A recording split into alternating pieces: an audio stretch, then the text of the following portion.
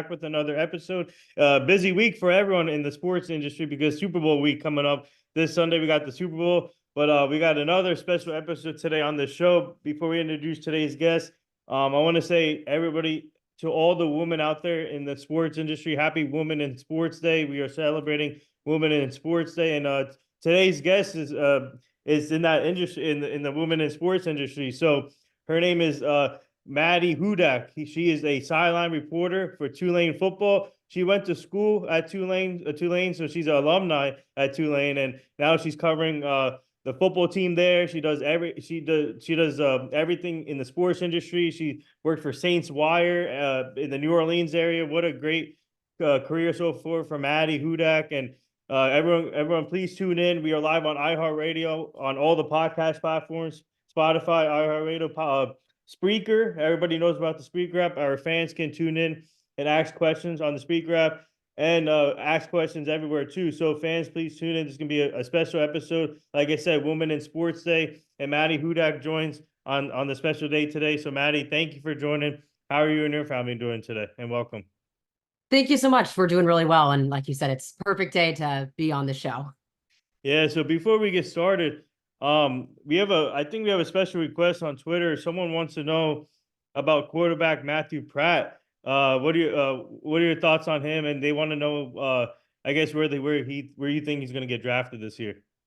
Yeah, so it's Michael Pratt. And I think that's okay. I think it was a Jets podcast, if I'm correct, that was asking about him. Yeah. In terms of what he's like as a player, I mean, he's just the ultimate example of what a true leader is like. And I've seen him now lead a team through the greatest single season turnaround in college football history, largely with his leadership alongside the other three captains, sitting down after that 2-10 season where he also led his team through being evacuated for a hurricane, and a lot of people having local family here that were affected by that. I mean, just a ton of things going on. And he's really been the glue that's kept that all together. And just seeing the way that he performs in critical moments, you could see it in that Oklahoma game in that 2-10 season, where despite everything going on and no reason Tulane should be in that football game against the number 2 ranked Oklahoma team at that time, it was all thanks to Michael Pratt just kicking, screaming, and dragging the offense down the field. I mean, he really just laid his life on the line in that game. And that was the first time I was like, okay, well, this is a true competitor in front of me. But that final stretch of the 2022 season where they had to win out in order to host and win their first ever conference championship, and then go to toe against the Heisman Trophy winner and end up beating him in the end. He's just such a well-rounded guy. And for only playing quarterback since 9th grade, but he's such a competitor, even in the way that, he transferred high school as his senior year to a school with a sitting quarterback and beat him out in a quarterback competition, and risking largely his college future on the idea of potentially not winning that role. And I just know that he's ready to step into whatever situation's in front of him. And he came off the bench halfway through his freshman year at Tulane during COVID and ended up leading them to a bowl game. So I always think about fit. I think that's more important than anything else in terms of where he goes, making sure that it's somewhere where they're willing to design offenses that are around the quarterback's strengths and not kind of in spite of who they end up drafting, and hopefully just a little bit of development. I just think most guys could stand to sit and learn for a year in the NFL. And so I don't have any exact projections or rounds, but I know that he's an asset to any team that takes him. Sorry, Mike, for getting your name wrong. To Michael Pratt. I said Matt by accident. But so Maddy, talk about your career, and today's special day, obviously, for you guys. Let's talk about what does it mean for you to be in the sports industry, and as we celebrate Women in Sports Day today and National Girls Day. So talk about that. Talk about today. What does that mean for you today? Yeah, it is a special day. I've always felt like an advocate, and I've primarily spent, before I went into sports, my life in, a lot more human behavior, advocacy-based stuff, where I worked in mental health. I worked at a class action law firm. And so fighting for the little people has always kind of been a core trait of mine. And so when I came into this industry, it was very natural for me to kind of adopt that role of being an advocate for women in this industry and, standing up when it's kind of necessary. And it can be a hard fall when you take a stand as a woman in sports, because people don't just come after you for your football takes. And then, there's comments made by, and I don't even remember who said it. I think it was Carissa Thompson. It does also just speak to, I think, the unfair weight that is placed on every single thing that women say, because men say dumb things all the time. And I don't think that they're as largely scrutinized, but it did kind of immediately show how trigger happy I think a lot of people were to just demean the sideline reporting role and say, oh, this is kind of the excuse that we now have to say that this is an unnecessary profession. And I just think there's such a misunderstanding of the value that women can bring, especially, when it's a lot of guys, sometimes having a women's empathy and a women's touch isn't a bad thing. And I just think that the more value that kind of brings to this industry, I also like how many former athletes you see that are women in this industry as well. I think it just immediately bridges that gap of understanding, because while we might not have played football, I played competitive soccer for a long time. I know what it's like to play hurt versus playing injured. I know what it feels like to have that different competition feeling in games, in critical moments. And so being able to relate on that level, I think, has just been an important transition for me. But it's always been my best and worst trait that I am an advocate to a fault. And so I have fallen on the sword a lot of time for women in this industry. But if it makes just one more pathway open up for someone, or makes some girl out there believe that she can do it. I mean, I changed careers 4 times and had 2 degrees and entered this industry something like 27 years old. So hopefully, that serves as an inspiration for people who might not, be in the career that they want to be in, just knowing that you can forge your own path and it doesn't matter if you're man or woman. Wow. So tell our fans, how did you get started in the sports industry, and talk about your previous careers, and they take us to that process that when you changed 4 times, and take us to that process. Yeah, so I got a undergraduate degree, my bachelor's in science and psychology from Tulane, and I had planned to go on and get a PhD after spending some time doing actual work in that industry, which I think is just a valuable career point for everyone involved, of not just immediately going on to the next form of schooling and seeing if you really like the application of your degree. And what I found is I wouldn't really make a great therapist. I'm a lot more of a problem solver, and that doesn't always work when you work in mental health. And I had worked at the VA, so I got a lot of work in just kind of bureaucracies and systems and things like that. And so then I went on to jury consulting, which is kind of psychology of the law, if you will. And it's actually really helped me just frame my message and understand how to communicate with people, because the whole idea with jury consulting was you can have the best legal argument in the world, but if you're speaking legalese and not connecting with the jury and tying into specific emotions that we identified in prior focus groups as ones more likely to drive verdicts, then it doesn't matter how good of a lawyer you are, what law school you went to. And so that was a really important stop for me. But I didn't really like working on the defense cases. I just felt dirty in a way. So that's why I went and worked in class action law and felt like I could really just be a full advocate in that nature. But I was always writing on the side. It started out with reality TV, and then I started doing writing on the Saints because my mom's from New Orleans. And I've always had a really strong connection to the Saints with my family all going through Katrina, us volunteering down here December of 2005. And so it was a kind of way to get my brain juices flowing while I just felt pretty bored at my job. I was getting my master's in legal studies and trying to figure out if I was going to go on to law school or really what I was going to do. And then I obtained that master's in the summer of 2020. And then I got laid off during the pandemic. And I had really kind of focused in on my writing as a form of escapism at that point during that time, that everything was very miserable. We were all stuck inside. So I really just kind of dove into the opportunity to write about sports and see really where that took me for a year. I just felt very burnt out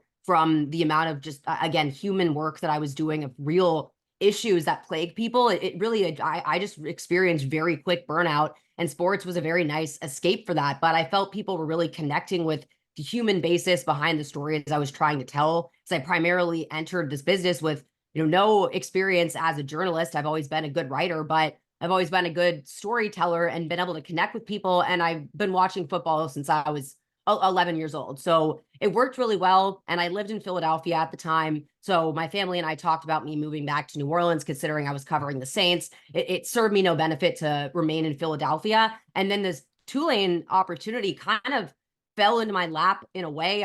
Had missed out on another opportunity that I was a little salty about. And that same day I get a call about this opportunity at Tulane. So I'm not necessarily a everything happens for a reason person, because I've seen too many things just be nonsensical, but believing that the right opportunity is right for you, and it might not come along, but when it does, take the reins and not look back. That's really what it felt like for me at Tulane. And then I kind of feel like it was that natural advocacy where these guys won 2 football games my first season, but I knew that they were so much more than a 2-win team. And so I was always really kind of fighting for that. All their games that second half of the year were by 7 points or less. And so that really helped that kind of come out of me. But it was definitely a very, boots on the ground experience of, I really have no idea what broadcast radio is about. I had started working with ESPN radio in New Orleans. I had actually hosted a few 3-hour shows by myself. So I knew that I could do sideline hits, but it is very different when all of a sudden the first time they came down to me and it was just thinking kind of, oh, shoot, I'm live on air right now and I have to say something of value in a very truncated fashion. So just really learning how to make the most of what little time I have. I've been given a ton of time by our play-by-play and color analyst to really be an integral part of our broadcast team, but really just taking as much advantage of being able to go to practice, seeing what a game install looks like, and then seeing how the guys are day in and day out. So I can tell even just those nuances of body language to me make a huge difference on Saturdays. Well, uh, we have a fan question here on my phone on the speaker app. One of our fans wants to know, what was Maddy Hudak like as a soccer player? Well, my nickname was Mad Dog. I am 5'3" and very undersized and not physically gifted, so I was insane, for lack of a better term. I was a center defender, and I just had absolutely no sense of care for my well-being when games started, and so that's why I feel like I can really get that craziness that athletes have to tap into, because I did the same thing, but I was a scrappy player. I was a hard tackler. Like I said, I did not have much of the physical traits to make up for it. So I was a very smart precision passer and had absolutely no fear of diving headfirst at someone's cleats. And eventually I injured myself enough times to realize that I'm not going to be able to do this professionally. And I'd like to be able to exercise into my later years, but very chaotic would sum it up. Yeah. And speaking of New Orleans, we had Tina Howell was on the show too, another New Orleans Yeah. who works in the Saints, works for the Saints. Back in 2000 when you guys had the hurricane, we came down there, helped out, rebuild everything with Habitat for Awesome. Humanity. And New Orleans is a really nice city, really nice place, and a lot of nice people there. So for you, what's it like? What was it like? What was it like for you, just pre hurricane? But talk about you growing up there with you, and then basically being in New Orleans for all of your life. To talk about being there, and what a lot of sports history there too. Yeah, so I haven't lived here my whole life. My mom's from New Orleans, and I'm from the Bay Area in California. My dad is from Cleveland. My mom is from New Orleans. They met in California. So I spent my first 18 years growing up in the Bay Area, and I just had kind of been born as a Saints fan. So I didn't really become a 49ers fan. In fact, that was kind of, a very strong rivalry, especially with my high school friends at the time. But just coming back every single summer, we would come and stay with my Aunt Sally for a month's time every single year. And then again, I didn't understand what I was seeing on TV when I was 11 years old when Hurricane Katrina happened. But coming there in December of that year and really seeing that destruction firsthand, and now being able to conceptualize my mom's reactions to the television screen, that I wasn't really grasping the true gravity of it until you're seeing an upside down house with a boat inside of it, and working at a dog shelter where all of the traumatized dogs would just Yeah. kind of fall limp on the floor when it started raining, and you'd have to pick them up and bring them back because they had PTSD from the storm. And so that was really just ingrained in my brain. And then the Saints went to the Super Bowl in that championship game the day before my 16th birthday. And my mom and uncle, who were both from here, both living in California at the time, immediately got on the computer and were like, we're going to New Orleans because this is probably never going to happen again in our lifetime. And I asked if I could go with them as a birthday present. So we were in New Orleans for the Super Bowl. I went to Bourbon Street that night. It was absolutely insane, but I had always really wanted to live in New Orleans. I really hadn't had that feeling yet. And so when I was looking at colleges, Tulane just kind of popped up naturally. And I don't really know what it was, but I just really enjoyed the architecture and the feel on campus, to where Tulane was the only school I applied to. It was my first choice. I applied early. It was early action. It wasn't the binding one, but they accepted me 2 weeks later. And by the time everyone was applying for college, I was enrolling in Tulane. So I had already really just kind of been ready to get there. And so it was really special being able to live here, be able to go to so many Saints games, where I realized how much I was kind of missing out on that growing up. But Tulane wasn't really a football school when I went there, my first 2 years, they were still in the Superdome and they built Yeoman Stadium while I was abroad. So I only had my senior year there, and everyone kind of went very hard on the tailgating portion of Yeoman Stadium its first year, and pretty much still had a hangover the second year coming around. So there was just really nothing there for me college football wise. So I always just figured I'd be very entrenched in the NFL. Then I ended up in Philadelphia for work, but you do miss just the comforting feeling of New Orleans. And it's a very nice place to come back to after moving somewhere. And I just didn't feel like I fit in very much on the East Coast. It just wasn't really my vibe. I'm very much more laid back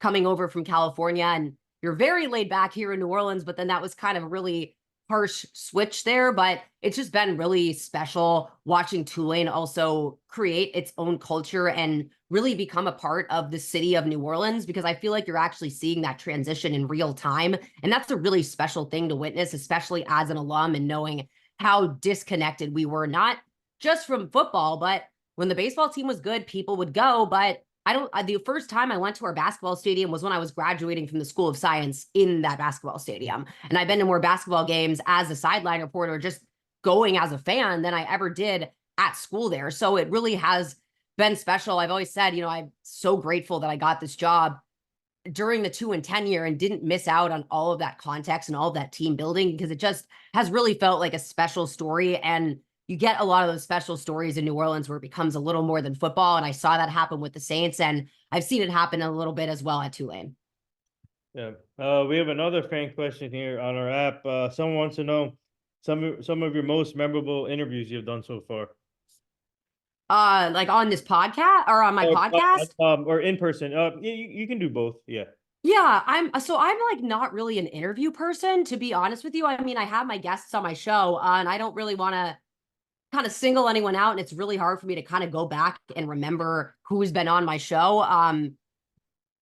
But I really enjoy being able to just talk with the Tulane players. I interview them, I guess, but it's really off camera. It's I'll use their quotes, but just kind of having the chance to grab a few of them in the tunnel on Tuesdays during the season and during the off season, and be able to kind of learn a little bit about how they see themselves, how they see the season in front of them. I really enjoyed Devin Deal. He was a defensive lineman that now is over at TCU. Talking to him for media day this last offseason, he was just such a smart guy. And AJ Hampton too. I mean, honestly, any of these Tulane guys have genuinely been a pleasure to talk with, but it's a very special, I have a very special relationship with a lot of them, where a lot of it is just informal phone calls. Like I caught up with Jaquan Jackson before going down to Mobile for the Senior Bowl. He was one of our wide receivers that was going down there. And that was probably one of my favorite conversations with a player, because I could just tell how much he's matured and really worked on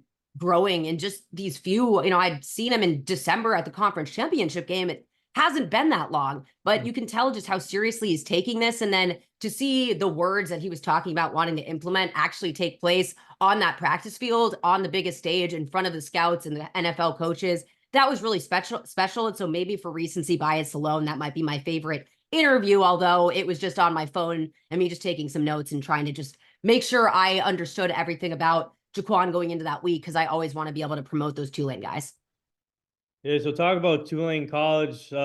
Tell our fans what's that like? What's that been like for you there as a student, and then also now being the sideline reporter for the football team, and to talk about the atmosphere, the fans that bring it to the games, and talk about how if players are looking for schools to go to, what would Tulane's mission statement be for recruiting? Yeah, absolutely. And I just remembered Nick Anderson and Tajay Spears. I did interviews with them last year for written pieces. And anyone that gets a chance to talk with Nick Anderson will just learn so much about life and life itself. But the vulnerability that Tajay also trusted me with to really tell his story. And that's, to me, it's such high character. And when I was there, again, I think I went to one game in the Superdome, maybe two. One, they bust us to after Hurricane Isaac, which was not a bad hurricane, but it was my move-in weekend of freshman year. And so as a treat, we were taken to a football game, and we all kind of felt like we were being held hostage, because it was just maybe however many freshmen they were that got them to go there, and no one else in that stadium. And even when I went for parents weekend, I remember my dad saying, is this supposed to be fun?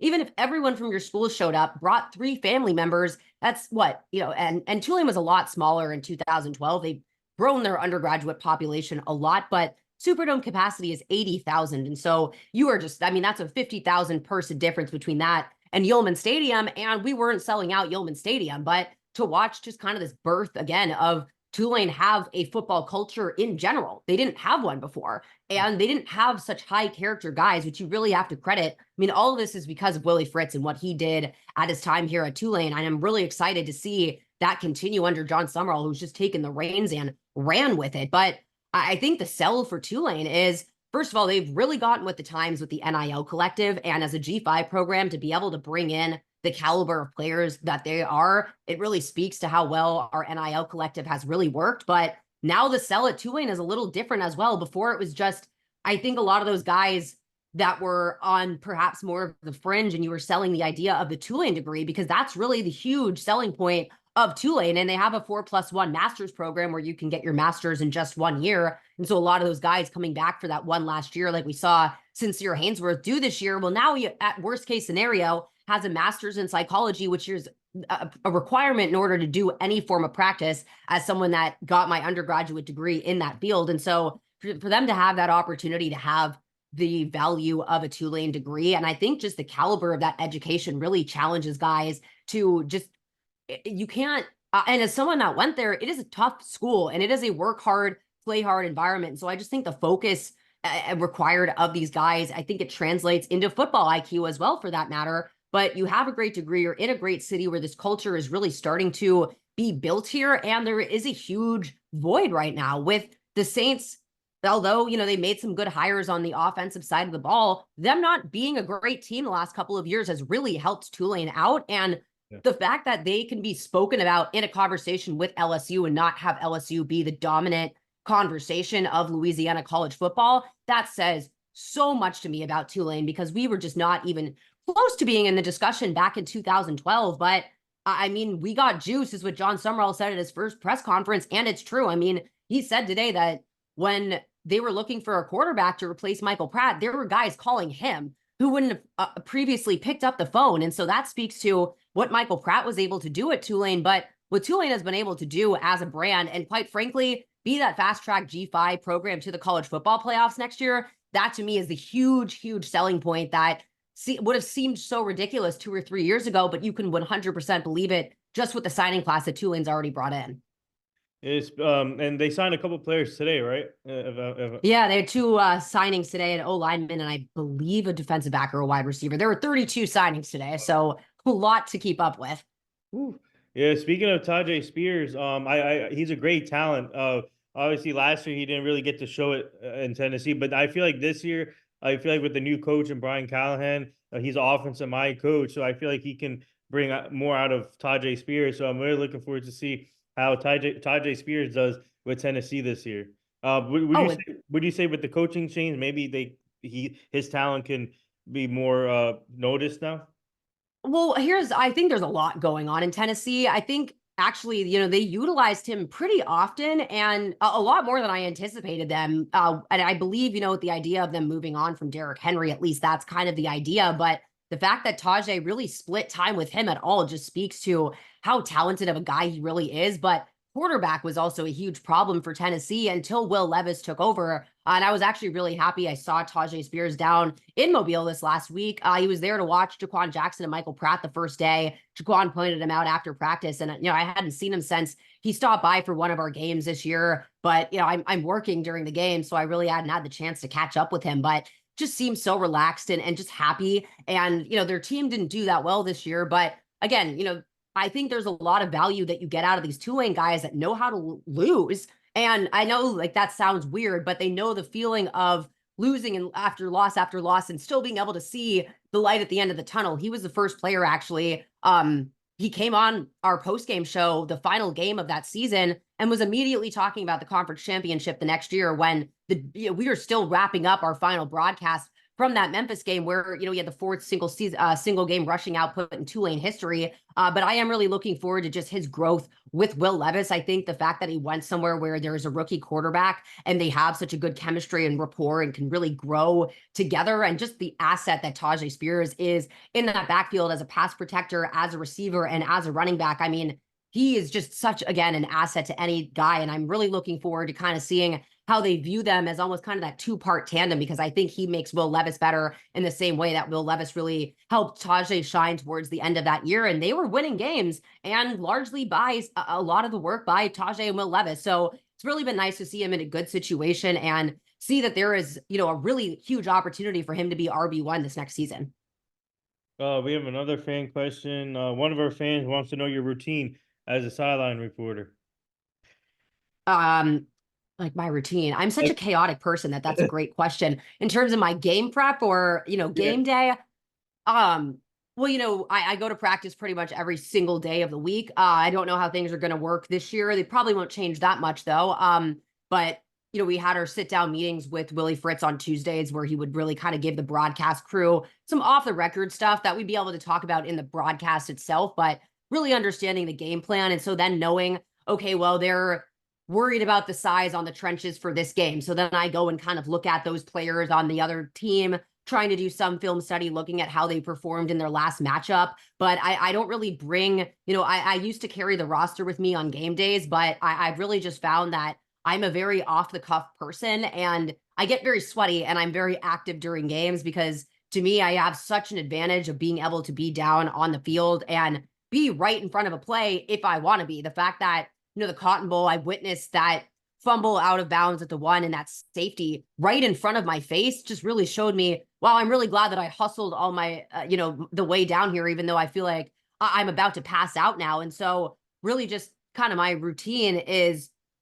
I have the two requirements. I guess the few requirements are, our pregame segments, which we kind of prep in advance, asking about, the halftime question to the head coach, and then hosting the postgame show. And then everything else is really left up to me. And so what I talked about before, where on Tuesdays, a lot of the time, whoever gets grabbed from media, I'll just ask if I can kind of pull them aside and just ask them a few, I think, more specific questions that I'll then look for during games. And I'm really grateful to Tulane that they've just let me roam all throughout the bench, pop my head into meetings. There's nothing off limits for me. And so my routine during games is whatever position group was just the most important in that last series, I'm running right over to that meeting. If I know that, it looked like the coverage broke down, I immediately want to go here and see what the defensive back coaches are saying, what they're saying to each other. And then I have, an iffy working memory, but it seems to perform in adrenaline situations. And so I'll keep those things in mind, wait for the next drive afterwards. And then really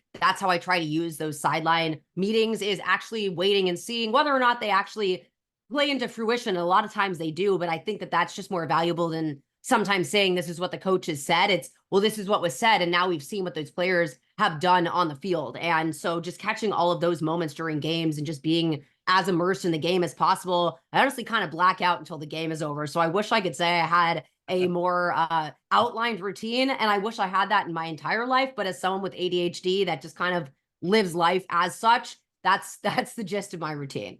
Well, yeah, so talk about the experience covering the Senior Bowl this year, and what was that like for you, just to see all the talent on the field, all these players getting ready for the draft, and seeing all the potential. So what was that like for you to be part of that?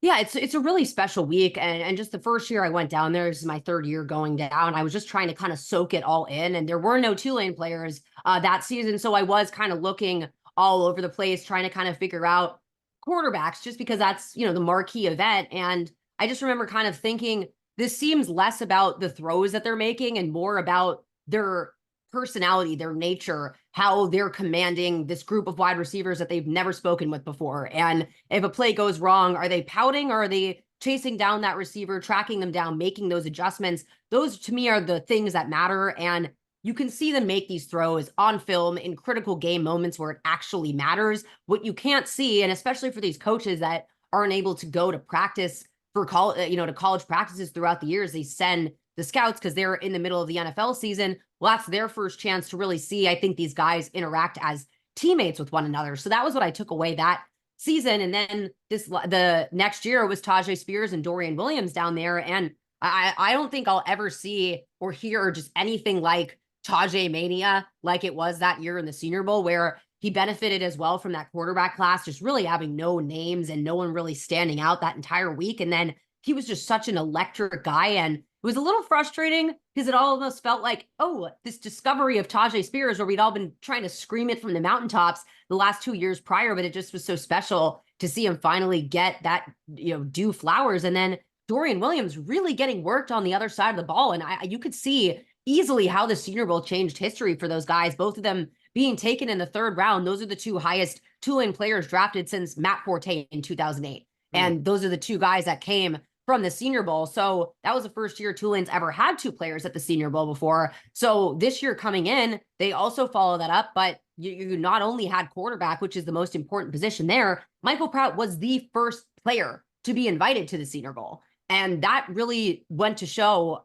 how much they've kind of been looking for him and how much he fits that kind of scenario where he might not have all of the attention that these Power 5 guys had, even though he made that choice to remain at Tulane and be a 4-year starter when he had offers to transfer elsewhere. That also is an endearing, rare thing nowadays. But I really just kind of focused my attention at that point on those Tulane guys, just knowing that, I'm probably going to be the point person for Tulane draft coverage and people are trying to find out more about these guys and how they did in Mobile. But just watching kind of Michael Pratt's command, like I said, when I talked about him before, and how the first day it was very clear that it's just so much information that these guys have to learn. And looking at a quarterback and a wide receiver at the Senior Bowl really just made me appreciate how difficult it really is for these guys, where I'm trying to track Jaquan Jackson and he's being thrown to by a different quarterback every single time. But what stuck out to me about Jaquan Jackson was even on the routes where he knew he wasn't the first option, he was still going 125% and just looked that much sharper than what I remembered him looking like, even though he was nursing some injuries. So it was good to see him at that full health. But we really saw Michael Pratt just become that leader. And I'd shared a video on Twitter, X, whatever we're calling it nowadays, of him really taking that time to form those relationships with those guys on the field. And that's what I'm really looking for at the Senior Bowl more than anything. And, most people don't even stay for the game. I don't either. It's just so bizarre where, they had to call a defensive lineman that morning and ask if they would play on the other team for the first time in Senior Bowl history, because so many guys, if they have risen their draft stock enough, don't want to risk playing and getting injured. But, and 4 quarterbacks are splitting a game and taking these random series one after another, it's just impossible. And an O-line that's only been playing together for a week, and a defensive system that's only allowed to run like 2 different coverages. So the decision making is so sliced in half there. It really doesn't showcase anything to me. What I think showcases more than anything is how they lead others on the field. And then obviously the meetings that we aren't privy to, but it really stuck out again. Just those, you hear the word intangibles get thrown out all the time. And I obviously just have such more context about Michael Pratt and Jaquan Jackson, but I know how much of a leader Michael Pratt is. I know Jaquan Jackson, he used to stay and clean up the locker room almost after every game by himself when everyone had gone home for the night. It just speaks to the kind of guys they really are. And so it just makes it that more special when you see them do well on the field. We have another fan question for you. They want to know your favorite food. God, that is a good question. I really don't know. I sometimes have iron deficiency, so a good filet mignon is really just perfect for me. But I could name about 15 different cuisines off the top of my head right now. So it's a very good question. I will have to think more on that. So talk about, tell our fans, you made obviously the connections you made throughout your career, and who would you say that you looked up to in women in sports when it comes to women reporters? Honestly, all of the women that work here in New Orleans have really been it for me, just kind of because I'd really never thought about going into sports. And so I didn't really look up to, any of the women in this industry, just in the sense of, I was trying to find out jury consultants and class action lawyers. And that was really my career before this. But I remember my first training camp for the Saints, the first day, I was just so overwhelmed by everything. I had no idea what I was looking at. I'd never been to a football practice before. And so trying to kind of figure out what was valuable, what to do, I was just so overwhelmed. And I'll never forget, her name's Amy Just. She used to work for The Advocate here in New Orleans. She now covers sports in Nebraska. Her really taking me under her wing that day, pointing out what she looks for, what kind of that process is, giving me sunscreen and water because I was wholly unprepared for the elements as well. But that's really, just kind of that feeling of women having each other's backs. That's what I really look to more than anything. But I mean, you just look at someone, and I'm Laura Oakmean, where she not only is making that path for women, but she has that her company Galvanize, that they're actually, putting their money where their mouth is, making these spaces for women and for them to be able to network and have something to work towards. And then she's always such an advocate for women in this industry as well, that she would definitely be my top pick for that. Yeah, Laura was actually on the show too. Laura Oakman, Awesome. yeah, she's amazing, and now she's doing like you said, big things, and she and now they're her and some of her group members are in Vegas right now covering the Super Bowl, so they're doing a great job there. And um, so for you though, as you continue to grow as a silent reporter with Tulane, and what are your goals for this year as a silent reporter, and as you guys get ready for another season at Tulane football?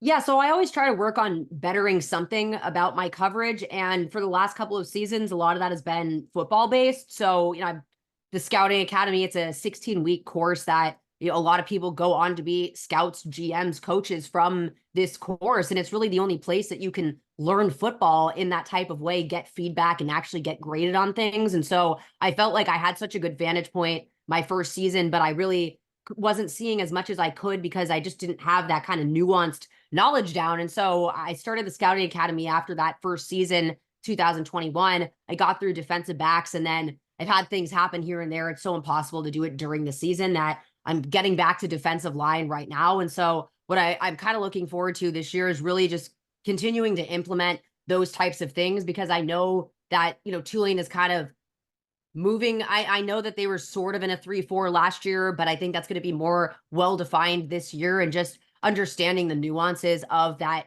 defensive line position and being able to bring that into my sideline reporting. Because to me, that's the one position where it's really hard from the broadcast crew to be able to see the types of things that I would be looking for, like get off and how they use their hands, what their pass rush moves are. As I've had these interesting conversations where I've asked our play-by-play guy, Corey Glore, he obviously has to watch where the ball goes. He can't lose track of that, even though most people tell you when you're watching football, and there's that book, Take Your Eye Off the Ball. Well, Corey can't do that. And then Steve, who's our color analyst, Hall of Fame wide receiver at Tulane, he's looking at the routes downfield, the skill positions more. And so I really want to kind of grow my work on the trenches, because that's something that you're just not going to be able to see from up in the broadcast group, but also just covering really this new era of Tulane football and continuing to really just tell the story of these new guys, because this is really a new challenge for us as a broadcast group, where there's been a lot of turnover at coaching at the coordinator roles and the position group roles, but we've always had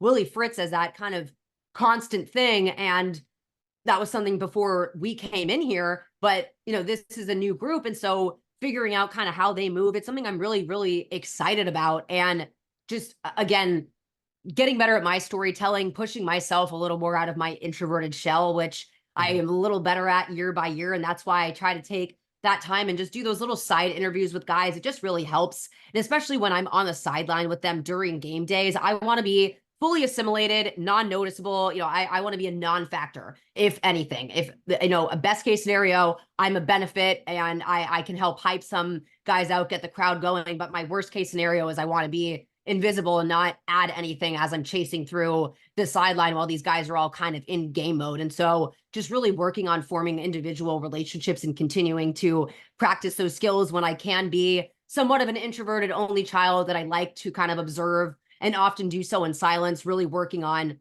just the social skills. We have another fan question here for you. They want to know, so since you're in New Orleans now full time, but they want to know your favorite music. Rap music, probably from the 90s and Oh, wow. 2000s. I grew up in the hyphy movement in the Bay Area, if anyone's familiar with that. So I listened to a lot of Mac Dre, a lot of Too Short, a lot of Biggie, Tupac. That's kind of where my brain is stuck, and I can't really get behind the rap music of today. And so, yes, I'm very much living in 90s, 2000s rap music. How about E40? You like E40? Of course, I was just listening to his CD in my car because my aux cord's broken. So I have all my CDs from my high school car because no one makes CDs anymore. So it's been very entertaining listening back to that stuff.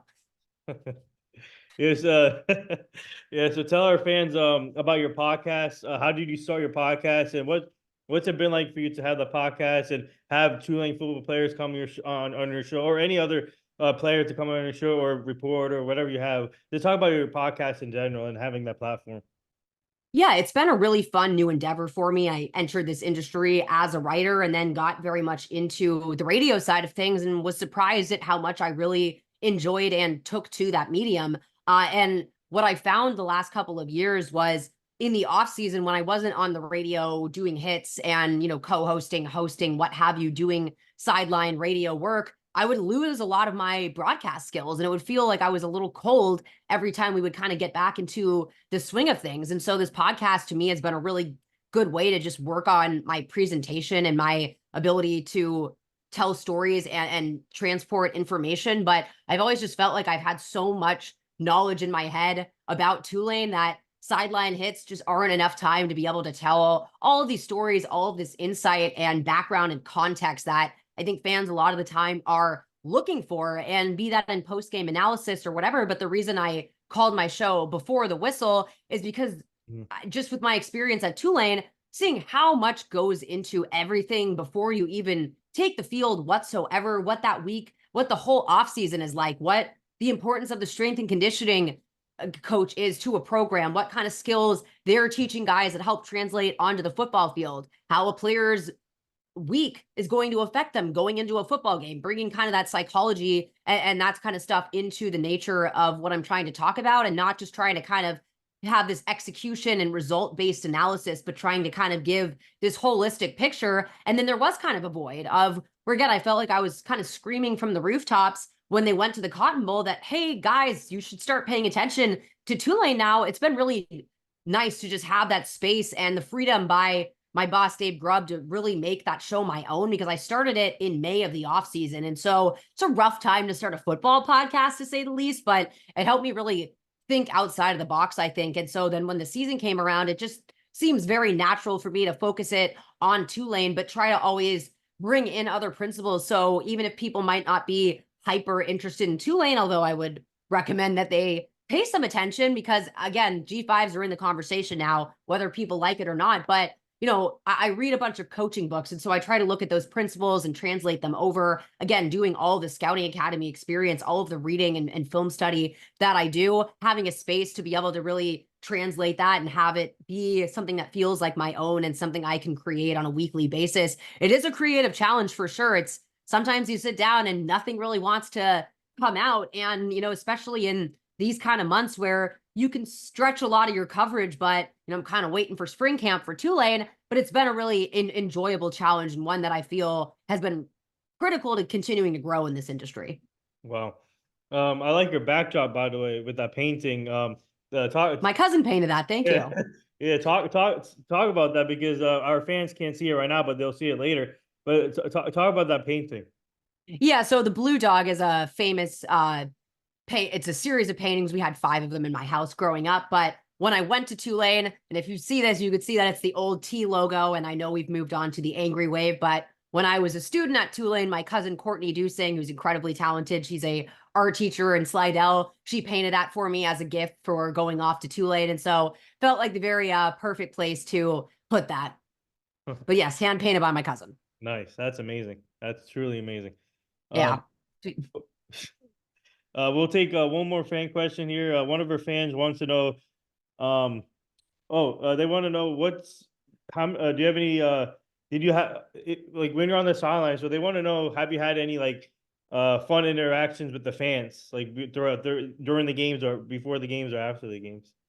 There are some videos on Twitter. I go into Mad Dog, my soccer personality, where I have, as someone that played sports, I understand psychology, momentum, crowd noise, how much those things really make a difference. And not just on a psychology basis. I've been to the Superdome when you cannot hear a play call, you cannot hear anything, and you just see teams crumble and fall down. And you saw that in the championship game for Tulane against UCF, where that section was so loud, the student section, that the amount of false starts that were called, the amount of timeouts they had to waste because they couldn't hear the play call. And so when we're talking about Tulane building this culture of a football team, it goes to show you just how much there really is within that, where the first step is getting butts in the seats. Second step is getting engaged butts in the seats and understanding to be quiet when the offense takes the field. But the players, there's a game or two where I jump around and I wave my hands up at the crowd and I'm like, why are we here? We're at this football game. Let's make some noise for these guys because they can really benefit from that. And just seeing when you go to those away stadiums, how loud it is. And I'll say Tulane really thrives off of being an away team and having that crowd noise, but it just makes such a difference having your team really have a home stadium feel like it is a hostile environment and a hostile territory. So, my interactions with fans is mostly me jumping up like a crazy person and then high-fiving people that get along with that after a good play, going over to the student section, telling them to kind of make some noise. But, I'll turn around and the players are looking at me and they're doing the same thing. So I know that they want that noise and I am more than happy to lose my voice in trying to do so. But it's just really so fun being able to feel like you're truly part of the game day experience. Wow.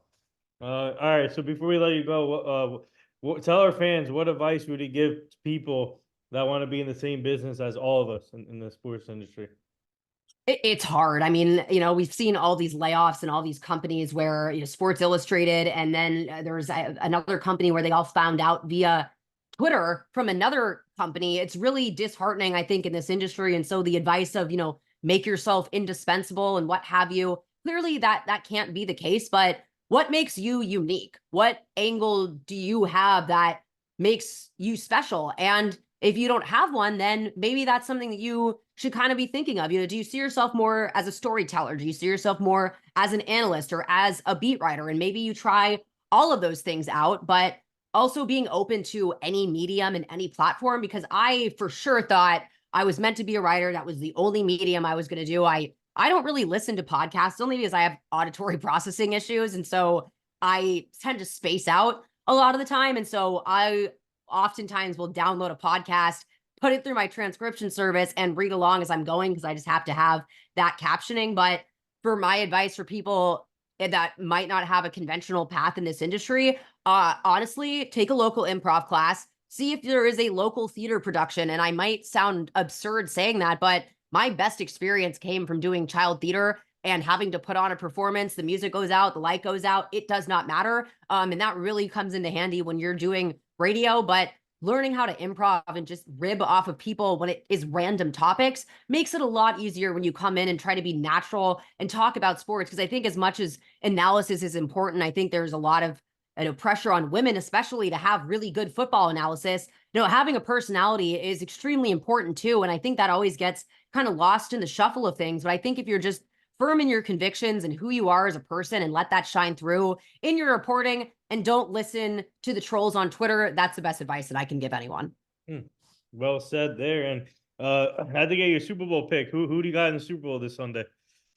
I have to go 49ers. I just think that they're looking for that revenge from the season prior. And I just feel like their team is so much more great. Whereas it's going to be a very fascinating battle. And it's to be honest, it's a complete toss up where I could have easily said the Chiefs, and I have no real convictions behind both of those, but just feels like that was kind of the lost Super Bowl for the Niners a few seasons back. And I think Brock Purdy has shown the ability to be clutch. But I mean, I also have been a huge fan of what Taylor Swift has done for the NFL and continuing to see that come into fruition. I just think it can't be understated as much as people complain about these 40 seconds of airtime. What those 40 seconds of airtime have done is bring an entire generation of young girls. Like, we're not talking women. We are talking girls in elementary school that are watching football games with their dads that are fans of the NFL now. They were never getting that as a fan base. And to be honest, I think if they don't stay together for a long time, they might lose them very quickly as well. And so I appreciate that the NFL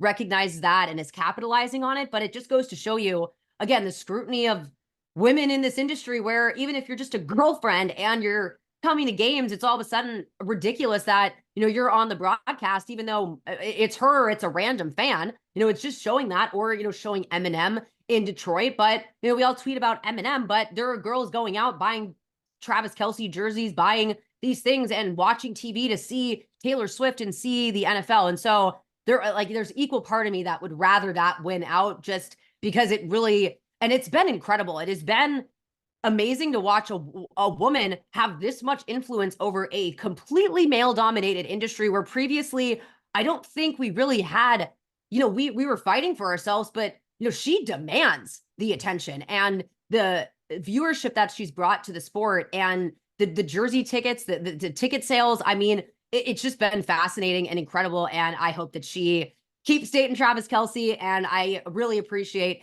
how quickly her fans have really caught on with the NFL. And it goes to show you just again how intelligent and good at analyzing this game women can be when they've only been in the NFL land for this just one season. Mm-hmm. Yeah. So where can our fans find you on social media? Yeah. So Twitter, X, whatever we're calling it, that's Maddy Hudak _94. And then just on Instagram, it's Maddy Hudak _ It's the same thing on Threads. I still haven't figured out how to use that app. So it's primarily all on Twitter, which is where I post my YouTube and Spotify, Apple. That's where Before the Whistle always comes out, but I always point to Twitter X as that central link. So there you have it, Maddy Hudak. Everyone go follow her on social media. She does a great job doing sideline reporting for Tulane football, and she does some stuff for Saints Wire. Thank you for joining the show. Keep up the great work, Maddy, and we'll keep an eye on Michael Pratt to see where he goes in the draft this year. But keep up the great work covering the football team, and we'll stay connected. And like I said, have fun, enjoy the Super Bowl, and have a great day. Thank you. Thank you so much. You too.